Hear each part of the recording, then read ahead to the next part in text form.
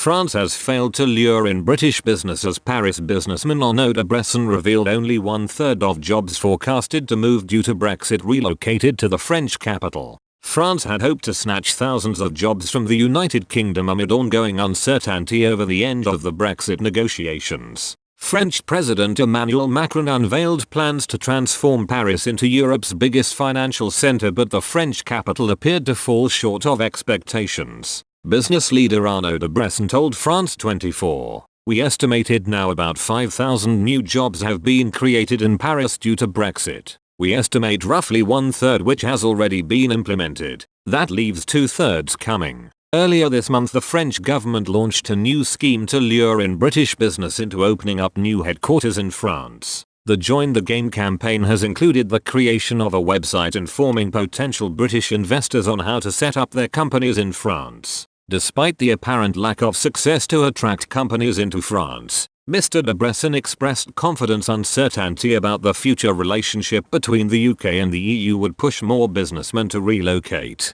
He continued, "We see in our discussions with enterprises that, because of the persistence of the uncertainty, projects could be accelerated. The perspective of a hard Brexit, if Boris Johnson is nominated Prime Minister, could accelerate even more these moves and create new enhancements for activities to be relocated." Tory leadership frontrunner Boris Johnson has indeed insisted he would be willing to terminate the relationship with Brussels without a formal agreement on the future commercial ties between Britain and the bloc. London finances around 40 to 50% of the continent's financial services, and Mr. Macron showed proneness to take some of the spoils for France. The president's centrist government last year stepped up efforts to attract London banks to Paris after Brexit from the bloc by introducing incentives such as tax breaks and pledging to cut labour costs and open more English language schools for bankers' children. In addition to banking and financial services, of which Britain is one of the prime global exporters,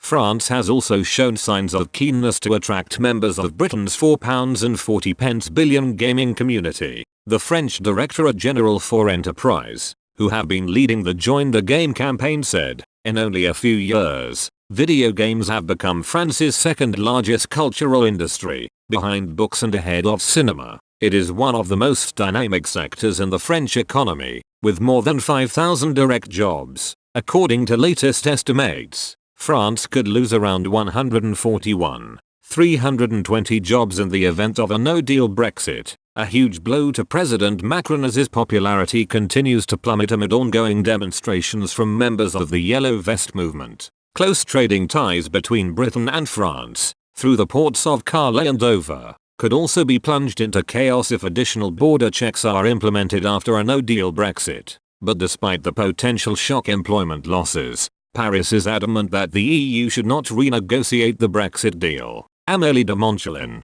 France's Minister for European Affairs, said, "If the UK wants to leave the EU, and in an orderly way, the withdrawal agreement is the deal on the table, which has been negotiated for over 2 years. We've also said that the political declaration on the future relationship is open to discussion if the Prime Minister had a majority." She added, "What is important is how we work together on the future on issues that are economic, academic, cultural, social, defense and security, what we'll do together, and we'll do a lot together, that's certain. The cost of uncertainty is high, in the economy in general, in industry, in the financial sector, among fishermen on both sides of Channel who don't know what's happening tomorrow. I think there are a certain number of governments who see the cost of that,